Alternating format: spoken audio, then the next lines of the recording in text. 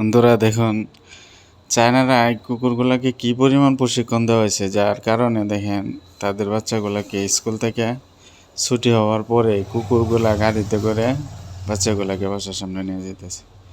মানে এই কুকুরগুলাকে তারা এমনভাবে প্রশিক্ষণ দেওয়া হয়েছে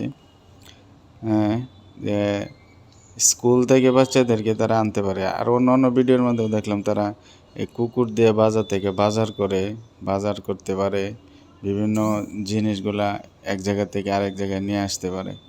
এটা একটা প্রশিক্ষণ, এমনভাবে প্রশিক্ষণ দিছে কুকুরগুলাকে, যেগুলাকে আপনার দেখেন মানুষের মতো গাড়ি বহন করতে পারতেছে। আবার এই কুকুরগুলা একটু সাধারণত মনিব ভক্ত হয়, যারা কুকুর পালে তাদের ভক্ত হয়।